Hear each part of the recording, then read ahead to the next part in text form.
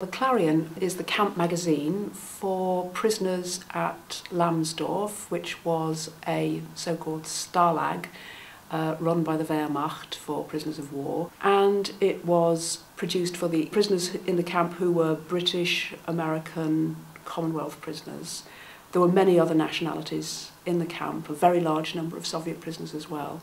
So when we're thinking about the Clarion, we're thinking about the English-speaking prisoners. It held perhaps, well, I think the estimate is maybe about 300,000 prisoners over the course of the war. Prison life was one of boredom, often in the camp, and combined with whatever recreational possibilities there were. But the prisoners were an enormously important labour reserve, and hence were sent in such large numbers on these working parties, as I say, down the mines, working on airfields, working to construct the chemical works at Monowitz, which was Auschwitz III. I think Clarion gives a relatively benign picture of life in the camp. It has quite an upbeat cover, if you like, with the Red Cross parcel having pride of place. We can imagine the importance of Red Cross parcels.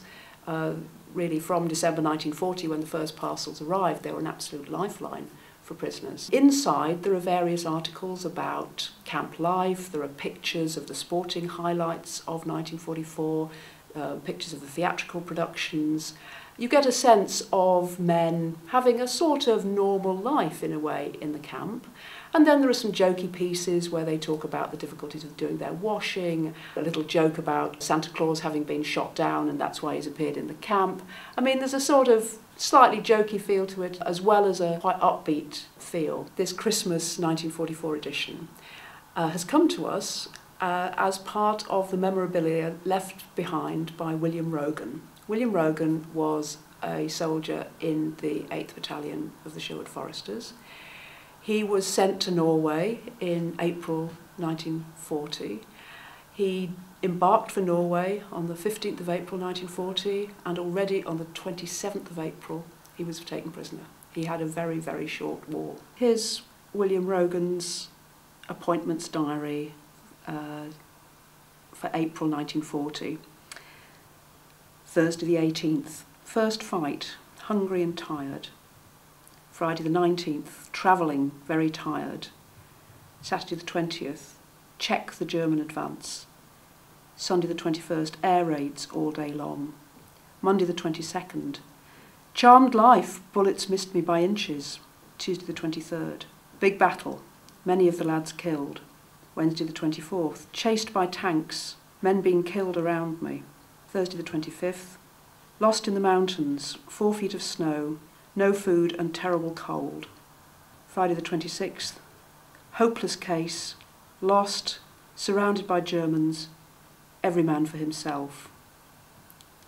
Saturday the 27th, many boys killed and knocked out and taken prisoner. Sunday the 28th, taken a long way behind German lines. Monday the 29th, prisoner of war, Oslo.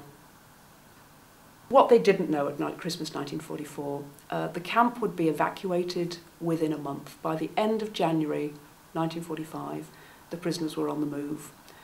Nearly all of them were evacuated on foot. They were required to march westwards, southwestwards, in the general direction of Bavaria, in fact. And this was a tremendous ordeal and a really dangerous time for the prisoners. And it was, in the depths of winter, marching through fields, sometimes being shot at by Allied aircraft who were, obviously shooting at columns and convoys at this point. One of the things that struck me when I looked at the Clarion was how it is already presenting itself as a souvenir issue, which does imply that it is looking forward to when the prisoners will be free and thinking back to their days in camp. And I think it's really interesting the way a magazine like that might be trying to almost shape the memories that the prisoners will have of the camp. And it's explicitly asking, what will we remember of our captivity? Will we remember the miserable times, or will we remember the times that were better?